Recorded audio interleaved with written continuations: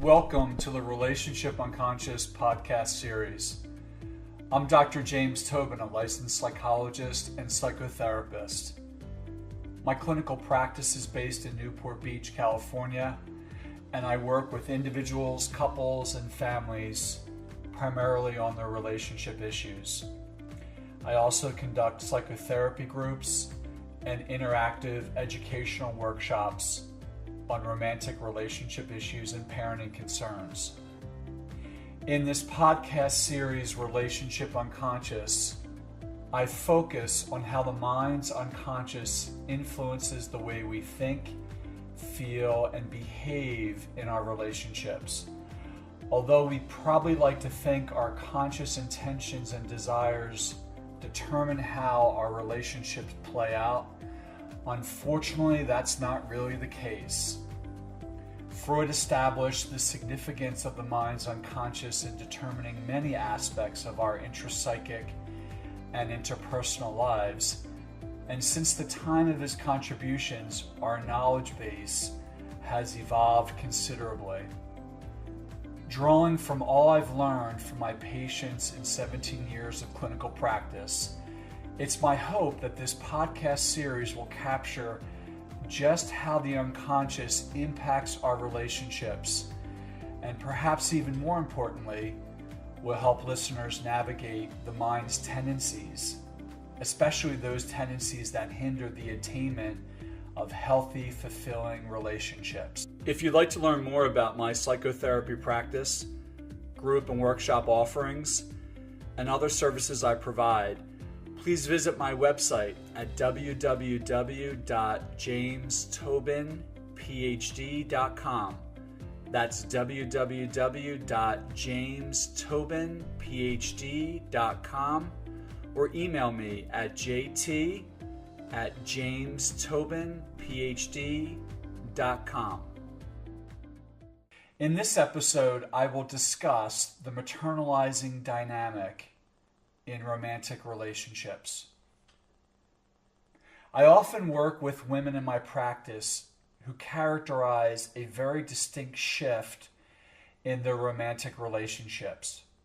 This shift occurs rather gradually and insidiously, but when its underlying dynamics are fully operative, the relationship suffers, and each partner experiences considerable conflict and distress. More often than not, it's the female partner who notices and is impacted first by the shift, but men also readily experience the shift and frequently come to therapy to try to address it when it's in full bloom. In this episode, I will describe and unpack the shift and its underlying dynamic, what I call the maternalizing dynamic. I will speak about heterosexual relationships in this episode, but this dynamic also exists among homosexual and bisexual couples. Let's start with understanding the shift. Here's how it usually goes. A relationship between a man and woman begins in which there's very good chemistry and both parties are very attracted to each other. The man appears invested in getting to know the woman, courting her, and may even allude to plans for the future and the wish for a long-term committed relationship. Everything seems positive, and the couple appears to be on a very good track. Then the shift occurs, sometimes within weeks or months of a new relationship beginning, or even several years into the relationship. What appears to occur is that the woman, unconsciously, inadvertently, begins to take care of her male partner in seemingly benign ways. She may, for example, begin to take care of some errands for her boyfriend, even cook for him or pick up his dry cleaning, drive him to the airport, pick up takeout, even buy him small gifts. In and of themselves, these are thoughtful, caring gestures that demonstrate concern and love and are, of course, the essence of any good relationship. However, what I'm highlighting here is that these caring gestures, these helpful acts of kindness, may not be so benign after all, and may inadvertently trigger a really big problem. For some women, these acts are unknowingly and unconsciously motivated by what we may call the maternalizing drive. And for some men, the recipients of these acts of kindness, these men may unconsciously begin to feel infantilized. Or a better way of saying this is that the acts of care and kindness activate in a rather intensified and damaging way the child components of the man's identity. This combination of the woman's maternalizing drive and the activation of her male partner's child components lock together and set forth an unfortunate dynamic that neither partner really wanted in any conscious way. Once this dynamic gets going, we have a major problem in the relationship. In essence, the relationship is transformed from an adult to adult, mutually interdependent bond to a maternal child bond.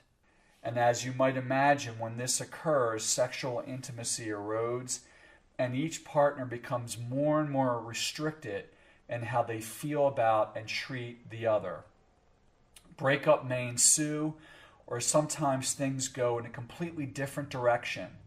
The relationship may continue for many years, organized around a particular structure in which the male partner unconsciously embodies a kind of child role in the relationship to his lover, who has become a kind of surrogate maternal figure to him. Once this dynamic gets going, women are typically very confused, and understandably so. They want to be a nurturing partner, but they also want to remain an independent and appropriately healthy sexual being in relationship to their partner. They certainly don't want to become their partner's mother.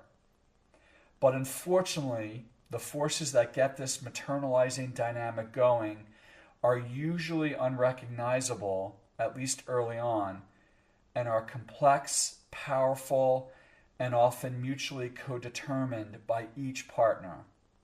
What I mean by mutually codetermined is that some women unconsciously resist or deny the sensual, erotic elements of their identity, and instead opt for a more nurturing style of romantic engagement with their partners.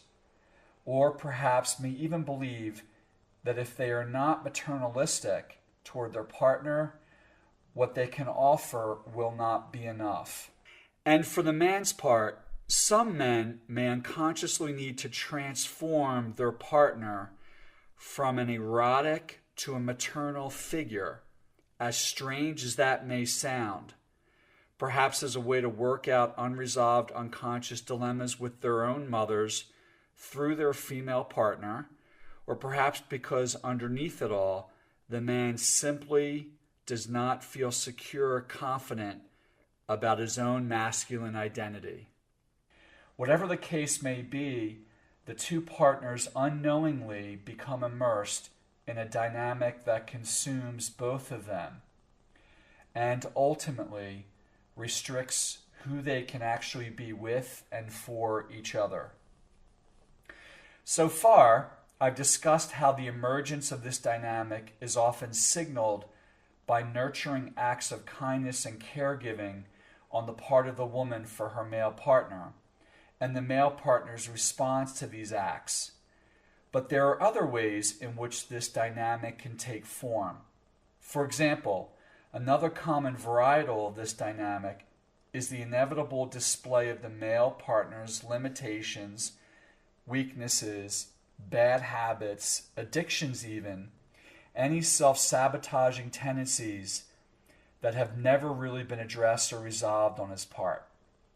As these characteristics and tendencies emerge and start to negatively impact the relationship, his partner may unconsciously be pulled in and may begin to confront her partner about these tendencies, even get on his case about them, maybe even punish him in some way when he acts out or when his behavior becomes egregious.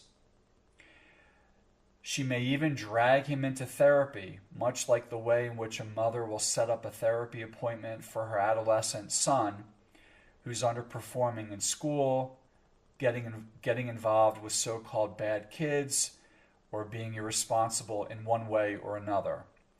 Just like the adolescent boy, the adult man usually has little interest in responding to his partner's concerns. The good news, however, is that the maternalizing dynamic can be diluted or even entirely eradicated. But often, what first needs to occur is an acknowledgement on the part of both parties as to what their personal contributions to the dynamic may be. For most men, this involves coming to terms with various unresolved issues with their own mothers and corresponding chinks in their self-esteem related to their experience with either or both parents. And for women, typically what needs to occur is a more integrated incorporation of both the nurturing and erotic elements of her identity, which may involve revisiting aspects of her own developmental history that may have obstructed this integration. Thanks for listening to the Relationship Unconscious podcast. I hope you enjoyed this episode. If you'd like to react to something you've heard, I encourage you to email me at jt@jamestobinphd.com. Also, please add a rating and review the Relationship Unconscious podcast on iTunes. Thanks for being such a great support of this podcast. Tune in next time for more on how the unconscious influences our relationships.